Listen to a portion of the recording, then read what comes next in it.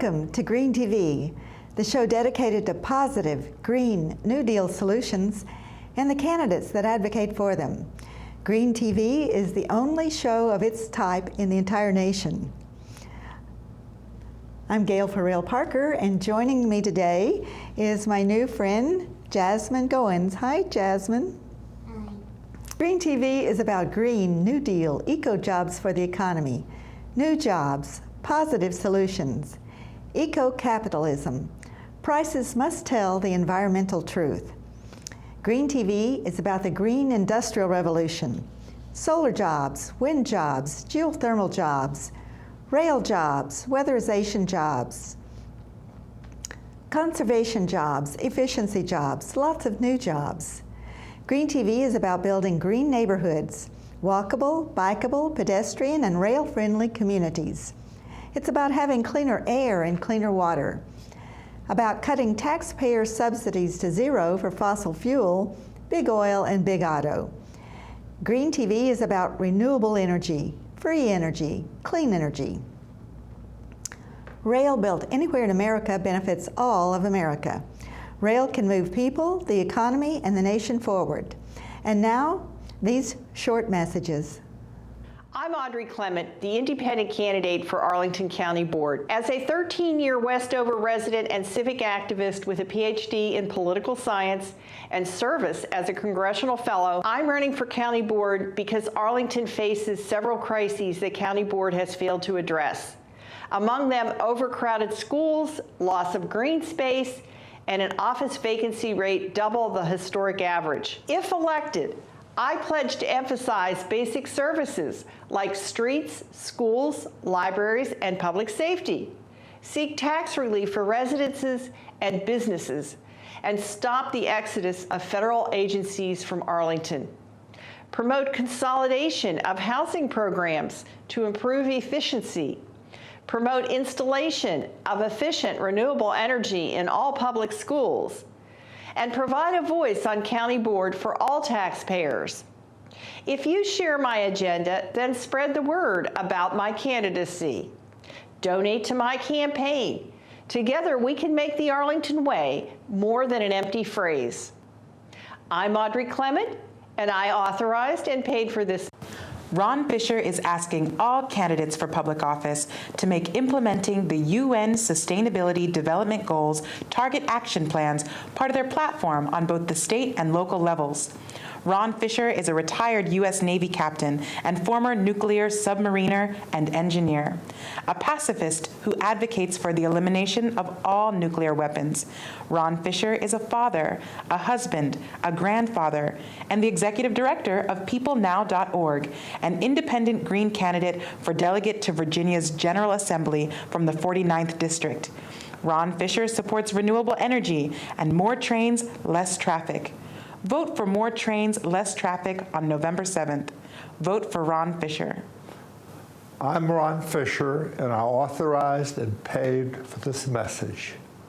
In 2005, Gail Farrell-Parker's More Trains, Less Traffic campaign made Gail the first candidate in Virginia to run on the platform for rail. Gail is the first candidate in the nation to run for public office on a campaign advocating for rail as a national security concern that makes the U.S. independent of fossil fuels and makes our air and water healthier. As an on-ballot candidate, Gail advocated for rail in 11 consecutive campaigns, including 2 state-level campaigns for U.S. Senate, and encouraged other candidates to include rail in their platforms. In addition, Gail serves the environment through renewable energy advocacy, and as she picks up steam, the rail platform now champions the handicapped and the elderly. A proud Air Force veteran, civil servant, mother, and grandmother, Gail is on a mission to show that rail built anywhere in America benefits all of America. 33,000 Americans are killed on our roadways every year. 430,000 Americans are injured or maimed on our roadways every year. Every year. Rail is safer. Rail saves lives. Rail cuts dependency on fossil fuels.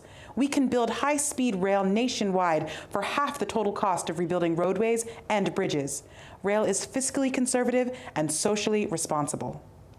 If you share Gail's belief that every American deserves a say in the decisions that affect their lives, spread the word about this positive solution to today's issues and climb aboard our campaign for rail and renewable energy. These petition signatures were collected from thousands of Americans for more trains and less traffic. I'm Gail Farrell Parker, and I approved this message.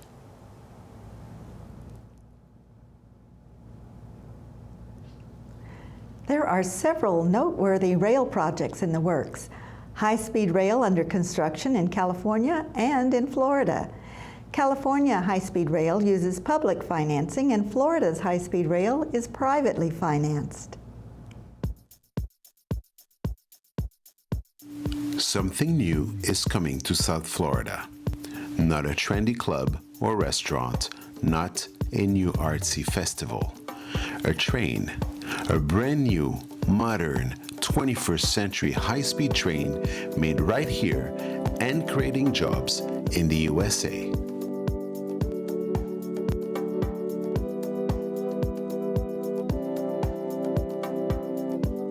Why do we celebrate? Because this new service will connect South Florida's three main urban hubs, skipping traffic. From downtown Miami, you'll be able to conveniently travel right to the centers of Fort Lauderdale and West Palm Beach to work, visit friends and family, or just to discover new places. And the second phase will bring you all the way to Orlando at speeds up to 125 miles per hour. No need for a car. Well done, Florida. Well done.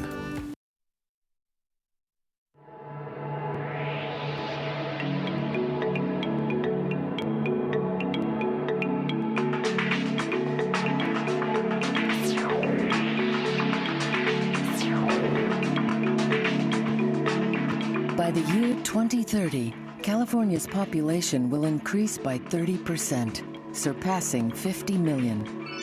Adapting will require highly efficient, safe, and clean transportation alternatives that support our growing economy and protect our landscape and environment. This is California High-Speed Rail. The governor and the legislature have seen the light on global warming. They've seen the light on energy efficiency. And that high-speed rail, it would be a fundamental part of a package of infrastructure and policies to lessen California's impact on global warming, to lessen our impact on imported oil, and to improve our quality of life. Over the past 4 decades, high-speed trains have proven to be the safest and most reliable form of transportation in the world, and are ideally suited for the unprecedented needs of California in the 21st century. Employing state-of-the-art technology and moving at sustained speeds up to 220 miles per hour, California High-Speed Rail will extend from Sacramento and the San Francisco Bay Area in the north to San Diego in the south. A trip from downtown San Francisco to downtown San Jose in a half hour. A trip from San Francisco to Fresno in under an hour and 20 minutes. A trip from San Francisco's Transbay Transit Center to Los Angeles' Union Station in just over 2.5 hours, every time, regardless of weather.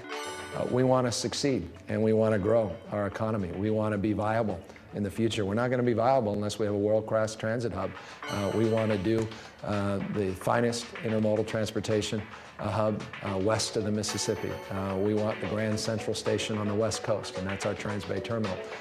That, of course, must be anchored by this high-speed rail that connects not only the region to our downtown core, but connects the rest of the state. High-speed trains are a clean technology.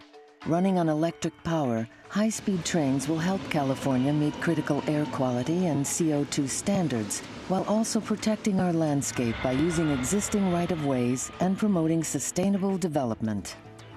High-speed rail uses a fraction of the energy of other long-distance transport solutions. Less than 1/3 as much energy as airplanes, and less than 1/5 the amount of energy used by people driving these long distances. So high-speed rail is clearly one of the best ways to reduce greenhouse emissions in the state. We understand that a healthy economy and a green economy are one and the same, and high-speed rail is going to be an important part of that in California.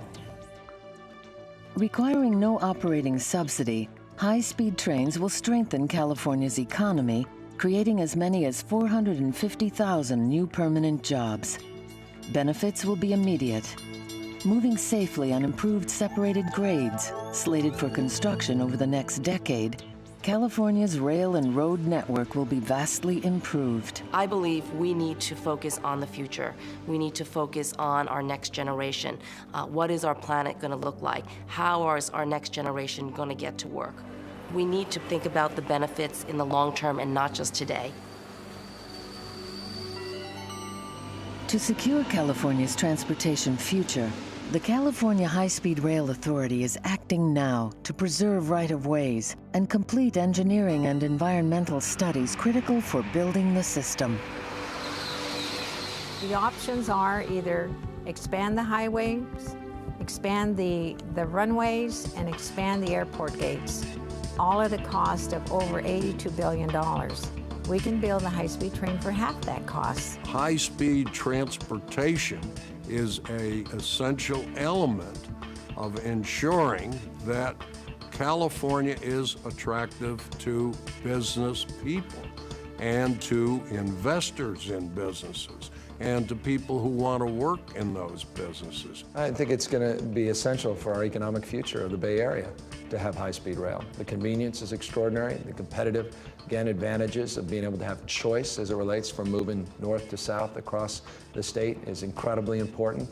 To focus on our environmental future in a substantive and meaningful way is incredibly important.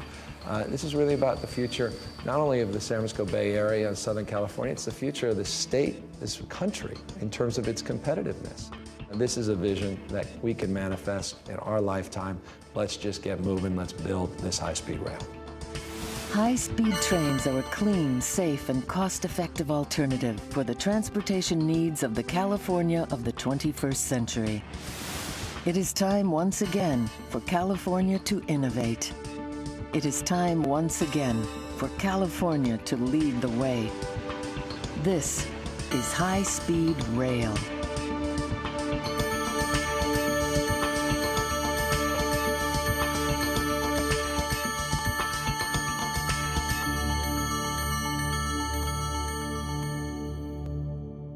Long anticipated new Amtrak track and boarding platforms are under construction in Roanoke, Virginia. 2 trains a day to Roanoke could be running as soon as September or November of this year. This will enable service directly to Roanoke from the National Capital Region and returning in a timely manner. Folks in Roanoke get excited about trains. Let's watch.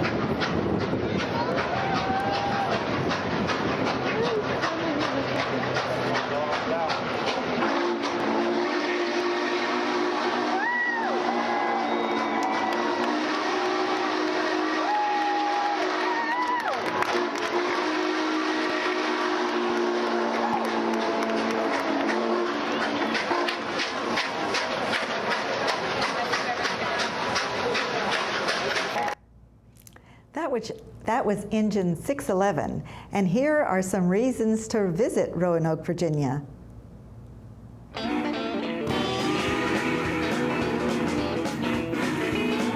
Hey Trainiacs, Choo Choo Bob here. Join me now as we explore Roanoke, Virginia, the magical city of trains. Roanoke is a modern city with a historic past. It was the headquarters of the Great Norfolk and Western Railway, and now it's the headquarters for the Norfolk Southern Railway. Roanoke is also home to the Virginia Museum of Transportation, VMT for short.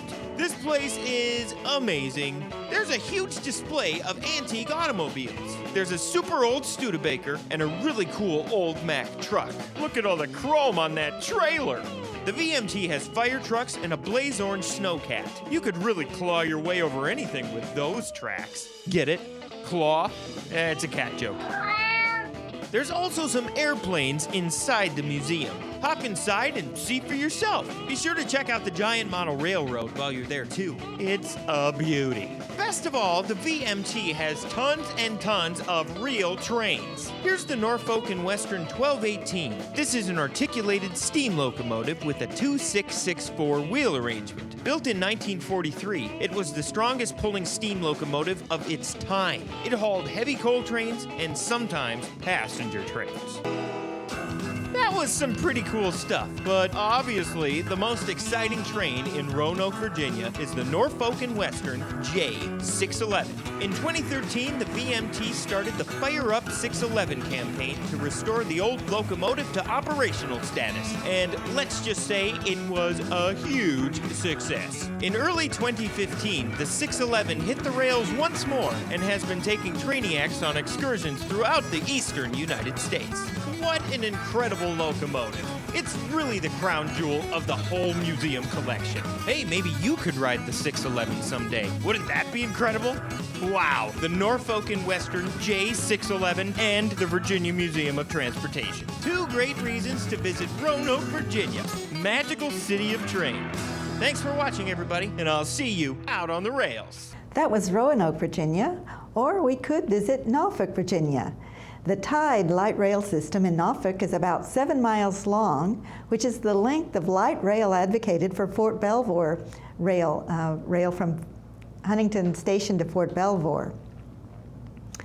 Keep in mind that in 2015, Congress authorized $290 billion, that's billion with a B, to fund big oil and big asphalt subsidies, and authorized $12 billion for mass transit. Norfolk, Virginia. Home to 245,000 residents, 7 miles of Chesapeake Bay beachfront, the world's largest naval base, and the Tide. No, not that Tide. The Tide is Virginia's first light rail system. The Tide is 7.4 miles long and connects downtown Norfolk to the edge of Virginia Beach on Newtown Road. Notable stops include Harbor Park, the baseball field the Norfolk Tides play at, MacArthur Mall, a 3-story shopping complex, a medical center, and several other places nearby.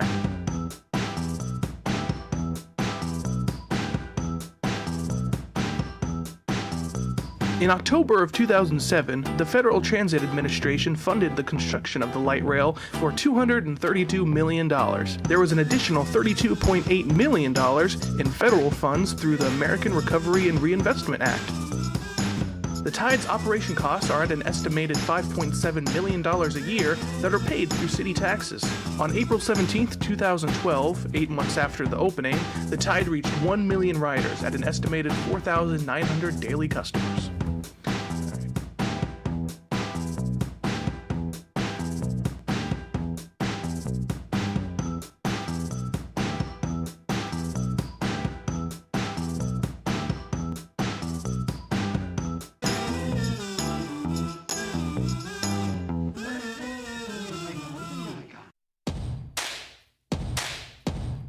Virginia Beach, Virginia.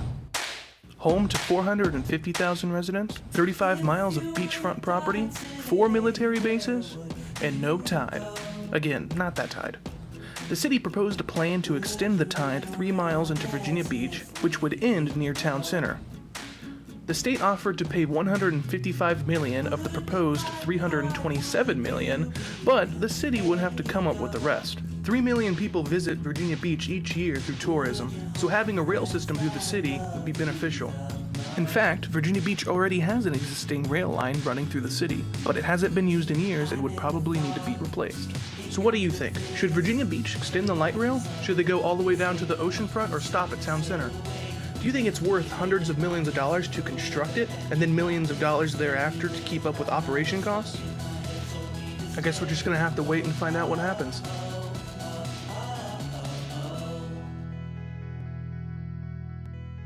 You're watching Green TV, the show dedicated to positive, green New Deal solutions and the candidates that advocate for them. Here is a Green New Deal solution in Los Angeles. Southern California is seeing a return to the golden age of public transportation. Los Angeles streetcars were taken out of service back in 1963 during the boom in the car ownership. But today, riders will start using a new light rail line between downtown and the beach in Santa Monica. Sounds good. Ben Tracy shows us a nationwide revival of mass transit. When you think of Los Angeles, you probably think of this, and not this. It's pretty amazing that people think there's no public transportation here. Phil Washington is the CEO of Los Angeles Metro, LA County's transportation agency. He took us for a ride on the new train to Santa Monica that's been dubbed the subway to the sea. It runs parallel to one of the city's most congested freeways. You know the 10 is right there. There is a certain satisfaction you get from sitting here knowing other people are sitting in their cars. You're zooming by.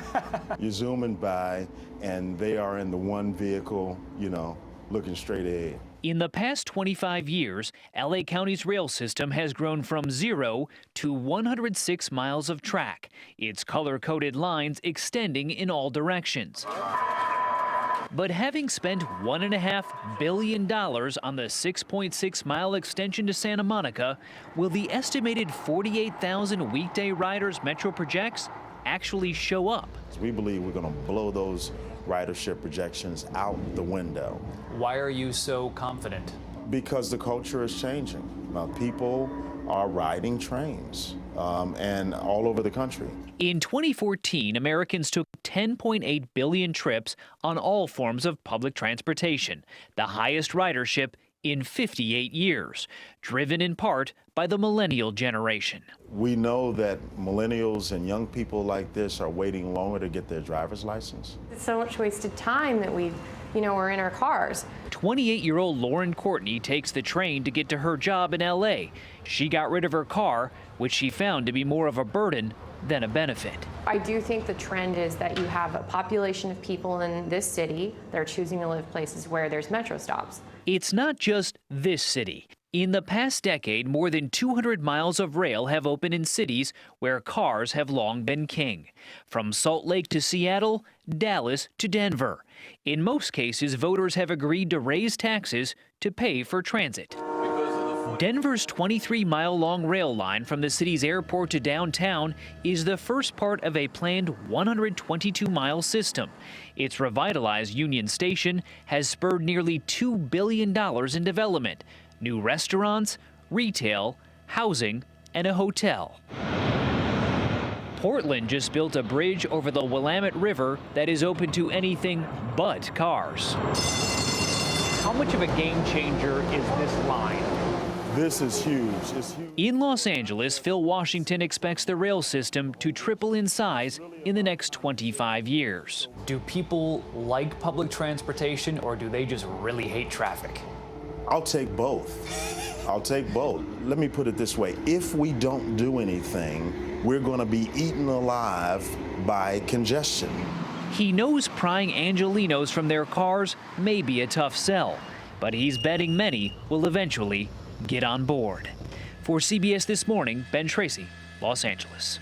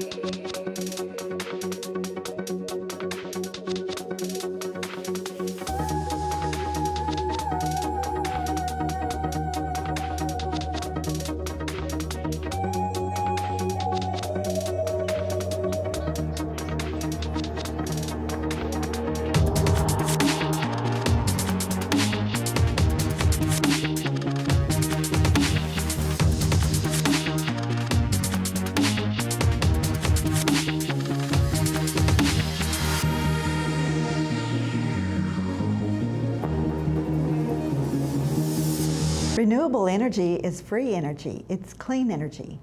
Rail is safer and can run on renewable energy. We need more trains and less traffic. Rail built anywhere in America benefits all of America. That's it for today's Green TV. I'm Gail Farrell-Parker here with Jasmine Goins. She's still with us. Please join us again next time for Green TV.